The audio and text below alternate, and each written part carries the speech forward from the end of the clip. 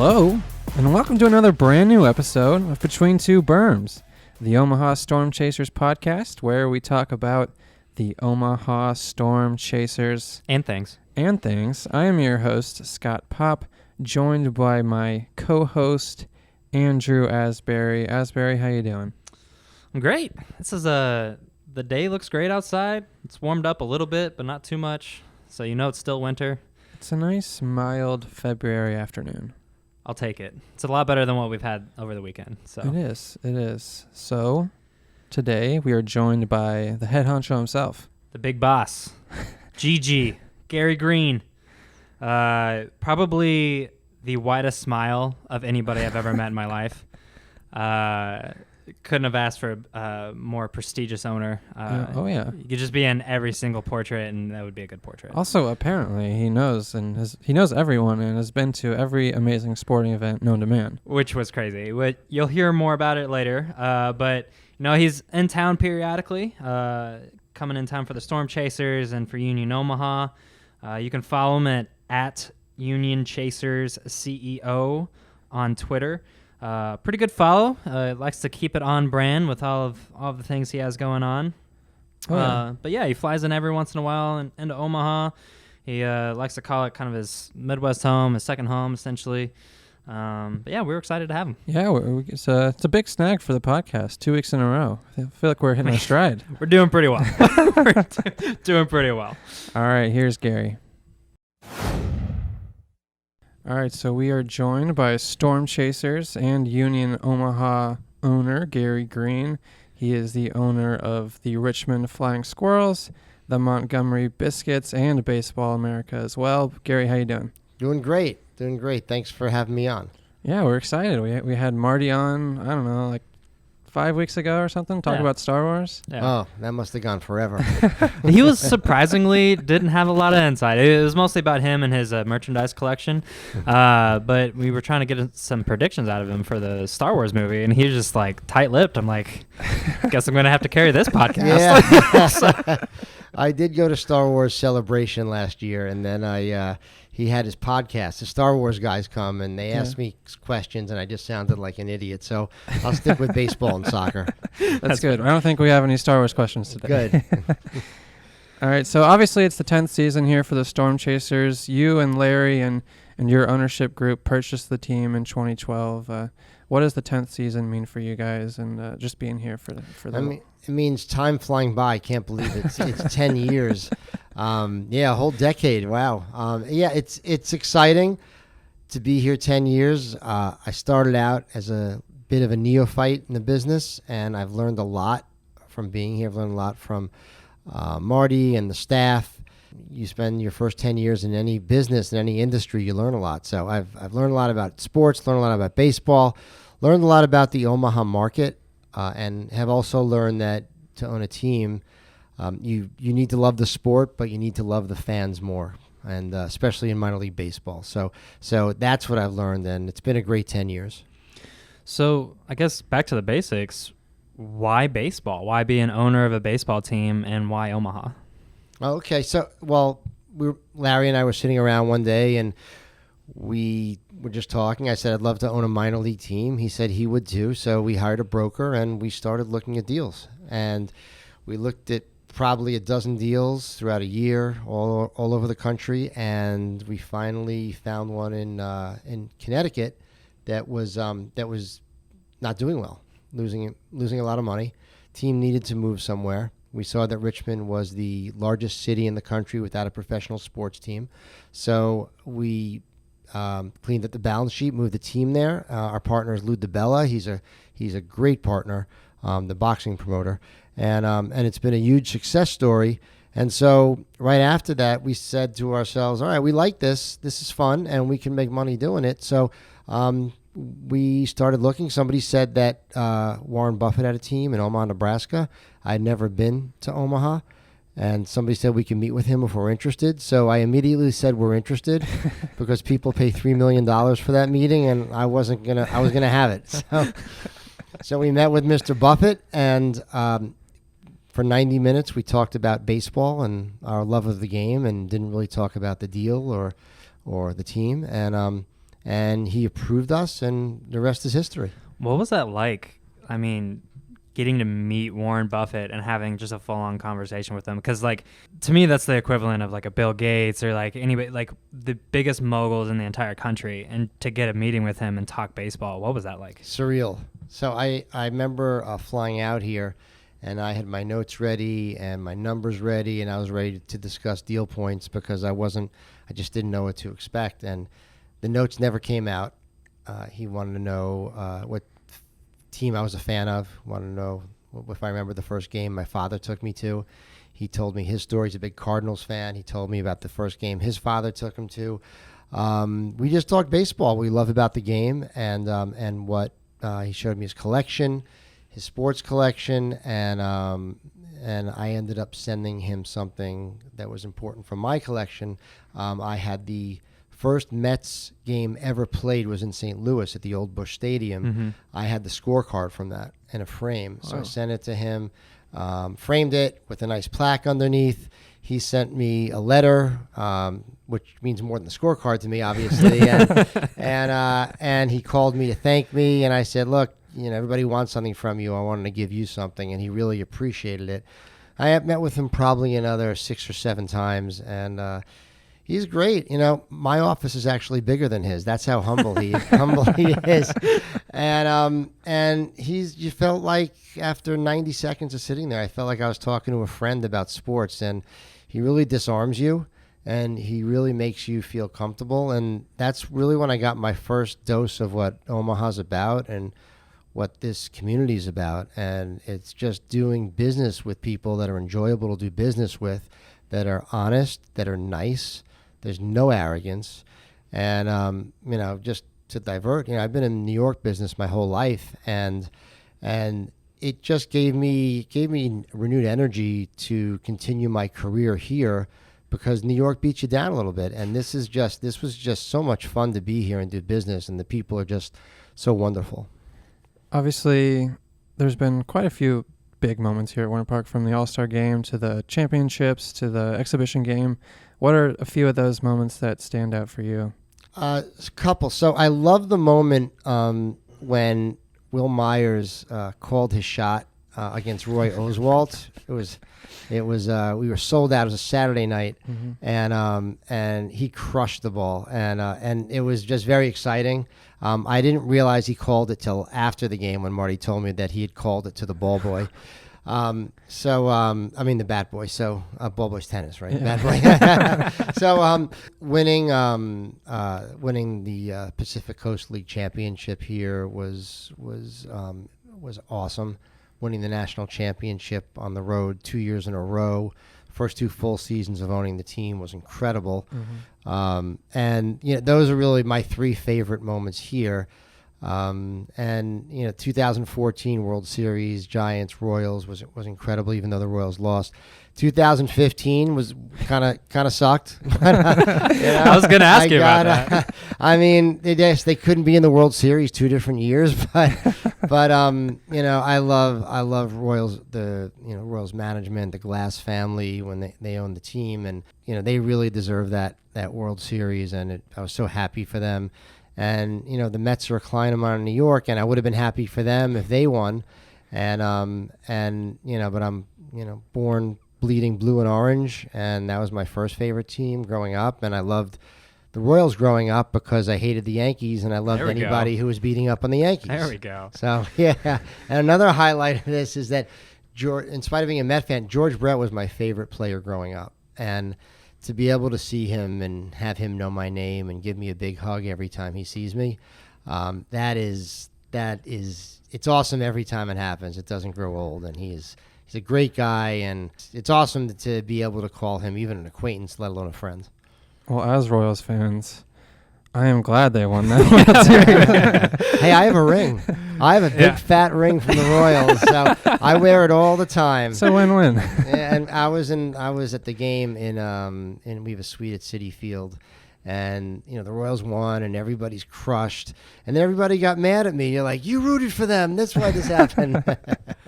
But I was so happy for Dayton and Dayton Moore. I mean, he's awesome, and Scott Sharp and JJ Piccolo, they deserved all of that. new this year to Warner Park and Omaha in general is the Union Omaha soccer team. I know you've spent a lot of time getting that up and running. I know that's a big venture for you as well. It's a little bit different of a ownership group, though, right? Yes. So the baseball ownership group owns half of it, and we have a local ownership group led by some fantastic 30s, 40s, 50s, 60s. We spanned all generations here on our soccer team, but it's been an awesome way to dive back into the market a second time. And we've met with all the major players here in Omaha, and it's exciting. It's a little bit of a different fan base. So what we're kind of going out and pitching with this, we're trying to talk about an energy and a feeling that's going to come from soccer. And what's important about this, and as I've learned through going through the process, is this is really going to help millennial quality of life, which I think Omaha badly needs. And it's really going to help diversity in Omaha, which I think Omaha badly needs. And as we go and we speak to different sponsors and fans about it, this seems to be a strong and recurring theme. So, yeah, we're in the soccer business. We're playing games, but we're also creating a feeling, and we want this to be something that's just as important as Storm Chaser baseball in Omaha. So, I mean, speaking for the millennials, I would say we agree. I wasn't the biggest soccer fan until I got to college, and some of my friends were big soccer fans, and I ended up interning for Sporting Kansas City, so got much greater appreciation for them. Mostly MLS. I'm not one of those. Did I know that? Did I know you were? I think so. Oh, okay. I think I might have said it before. But I know soccer is a bit. Scott's a big soccer fan as well. So Yeah. It's exciting to see soccer here. I grew up playing soccer, and I've always followed it. And I watch it. I watch the Premier Leagues on Saturday mornings, which is kind of weird, but Yeah. I enjoy watching. I'm excited. I did a tour all over the country, and I did it for a couple of reasons. Of soccer games. One, you can't learn a game by watching it on TV. You can't feel the energy. So I went to MLS games in LA, New Jersey, New York, Kansas City. And you really get a feel for the MLS game and best practices of what they do. And I met with ownership for some of those teams. And then I went to USL games in Madison and Loudoun, Phoenix. And you could really see the energy in those games and how it's made a difference in those communities. And again, best practices, sitting with ownership of those teams.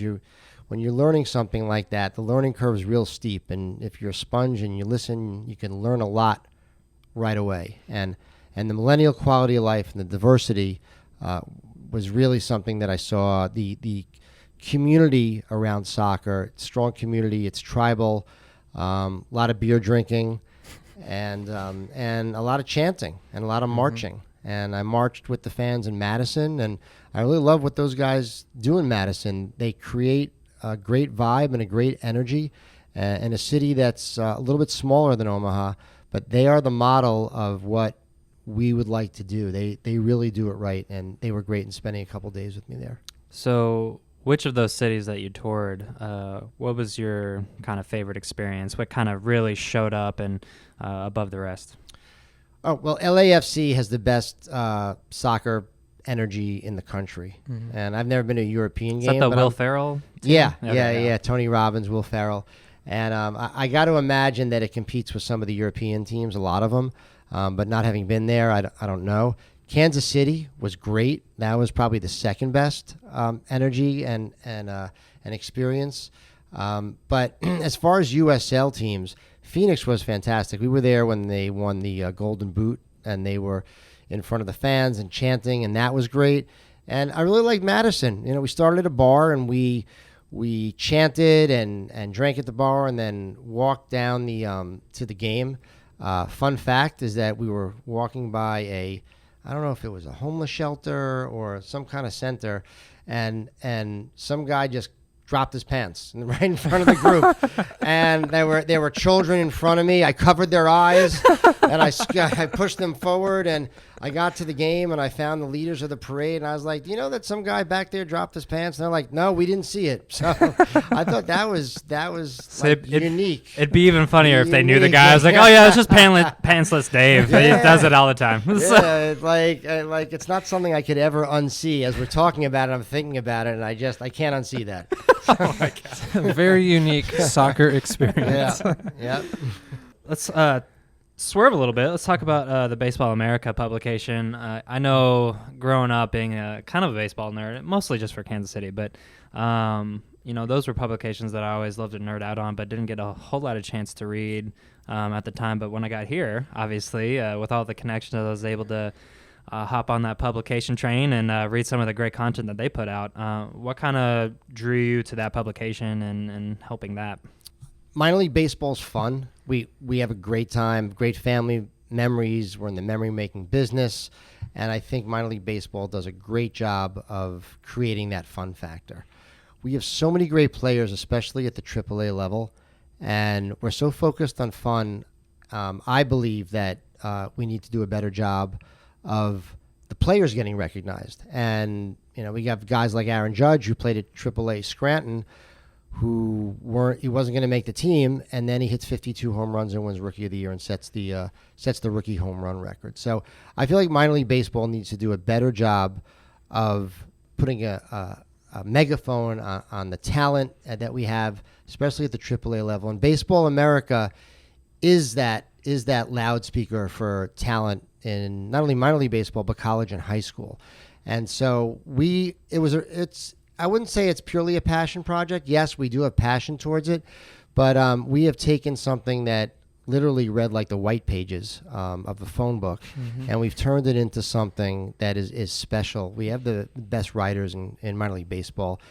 We don't lose our writers to other publications. We lose them to major league teams because they're that good, and the major league team wants them working for them. And we've put out a great product now. It's got a glossy feel. It kind of has a look of ESPN magazine, and we've created a great digital platform. And we're going to go with printed. We have digital platform, but it's interesting because the subscriber model of subscribers and advertising is a model that's been around forever, and it's a model that Sports Illustrated has had, and they're moving away from now. And I look at us as miniature Sports Illustrated. We both have strong heritage brands, nostalgic brands that remind people of what's good about sports growing up. And Sports Illustrated is starting to go into different directions.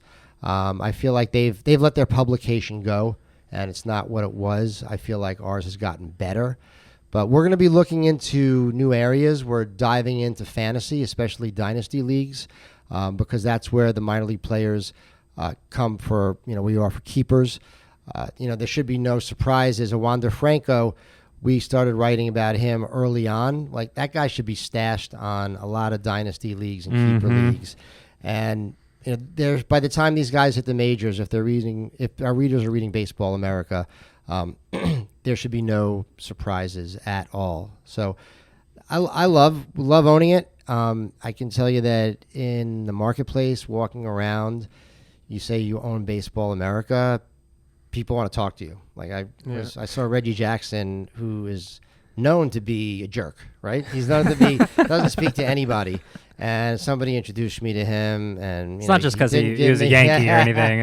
No, he's a jerk. And he found out I own Baseball America.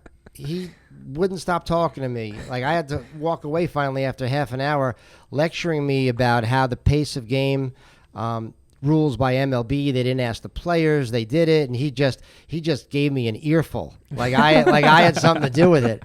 And it's interesting. I think that I get more clout in among the game of baseball, owning Baseball America, than I do being involved with 3 minor league teams. So it's interesting. But I think that, you didn't ask this, but I think gaming is starting to be such a huge part of sports in this country.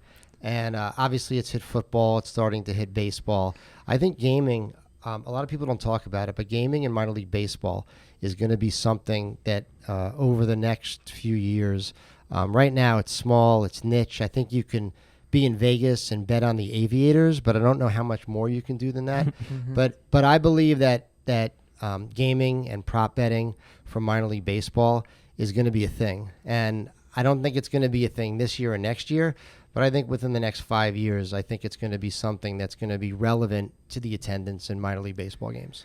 Well, you hear that all the time, especially on sports talk radio. A lot of people come on, they're like, "Oh, I hate baseball. I hate this." Well, one, I can understand you might not have taken the time to appreciate it, but then you get the other side of it, and people who are know what they're talking about when it comes to prop bets and betting lines and all that stuff, and they go, "Listen, I wouldn't want to watch an Angels Dodgers game, league game on the West Coast either. I would be up until midnight, but if I have $20 on it." Sure as hell I'm gonna watch it. It was like Absolutely. Yeah. So I mean, I think betting and gaming, to your point, definitely helps with the fandomship. And it creates a lot of interest and a lot of rooting interest. I mean, imagine if everybody could be on their phone here and making prop bets. And actually, what I'm finding out is that you can make prop bets wherever daily fantasy is legal in those states. And I think it's legal in 34 states or 36 states,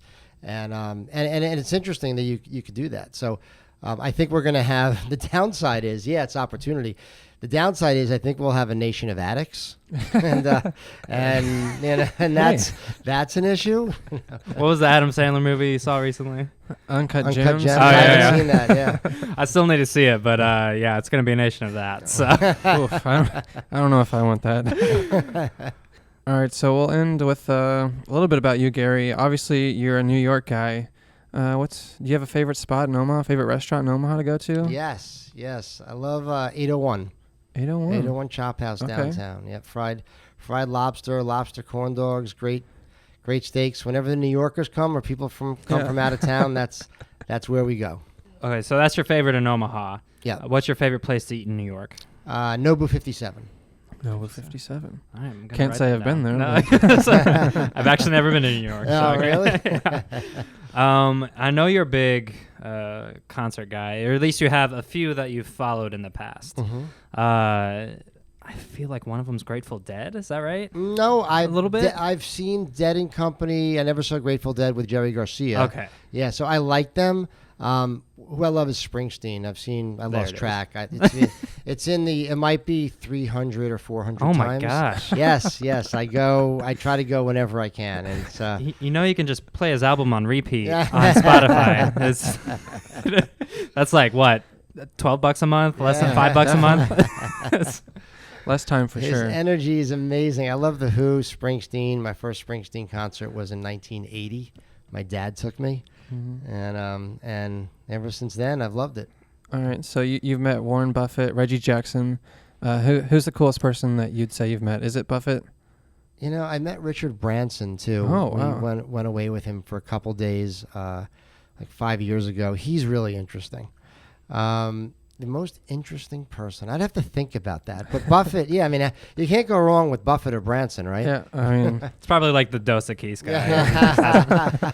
I asked each of them if they would buy a Major League Baseball team with me. And so how many people can get the opportunity to ask those guys? And I got shot down, obviously, but pretty quickly. Let's see. Greatest sporting event you've attended? Game 6 of the 86 World Series.